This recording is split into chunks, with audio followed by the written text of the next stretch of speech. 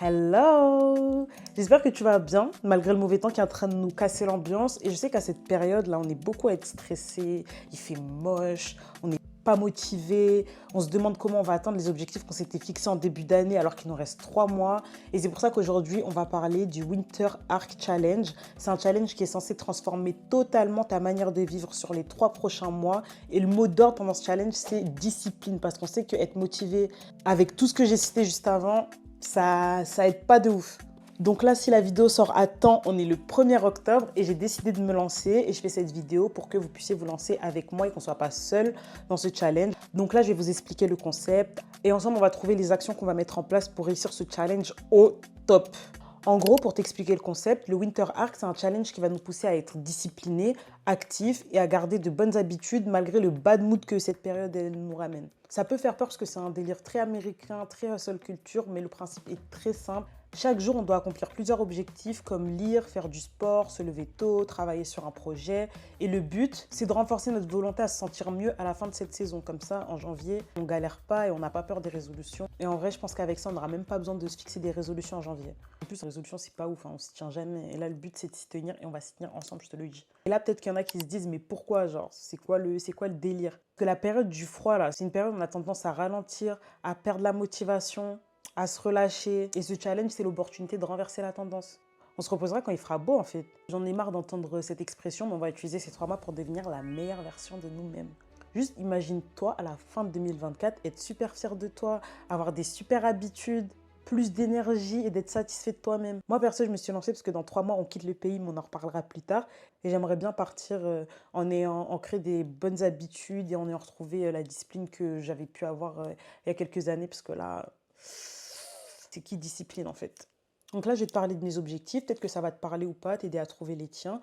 Mais trouve les tiens, il faut que ça reste raisonnable et atteignable pour pas que tu te fasses du mal en galérant à pouvoir les atteindre. Mon premier objectif, c'est de réussir à me lever pour prier à l'heure, parce que ça, c'est quelque chose que j'ai beaucoup de mal. C'est pas ouf d'en parler sur la place publique, mais en vrai, on est là pour évoluer. Donc, je me livre, c'est bon. Donc ça va avec faire mes lectures religieuses quand je me lève. Au niveau bien-être, ne plus skip ma skincare du soir parce que une fois sur deux, je la fais et puis je la fais que le matin alors qu'elle est plus efficace le soir. Enfin bref, faire 3 séances de sport minimum par semaine. Mais si j'arrive à être vraiment déter, j'en ferai une doucement par jour. Je sais que je peux le faire, je l'ai déjà fait. Donc on va se bouger le cul en fait, tout simplement. Ensuite, côté professionnel, ça va être de travailler 1 heure par jour sur mes projets.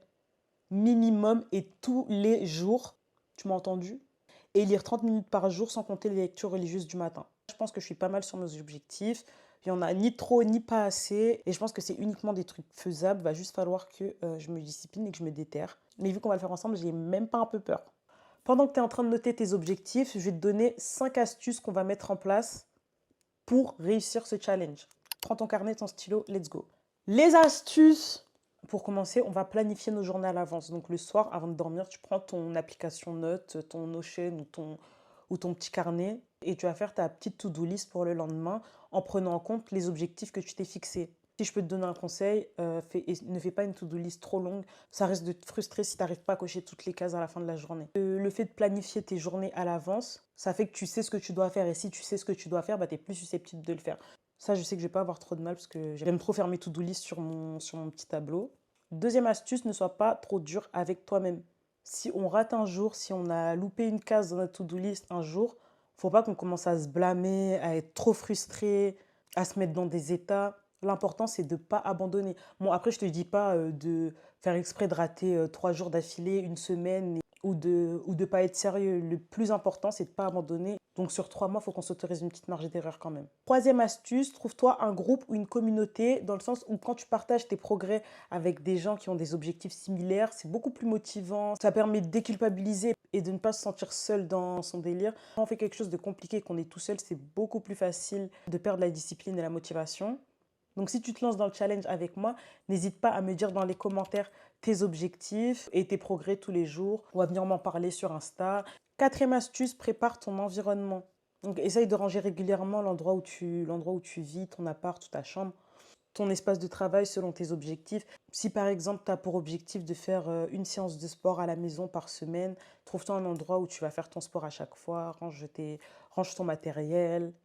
prépare-toi une liste de séances ou un programme sportif. Parce qu'en vrai, je pense que tu auras plus de chances d'atteindre tes objectifs si ton environnement est propice à le faire. Et ensuite, suis tes progrès, pareil, application Notes, l'application Notion ou le petit carnet. Tous les soirs, avant de préparer ta journée du lendemain, tu notes toutes les tâches que tu as accomplies, tous les challenges que tu as réussi à surmonter.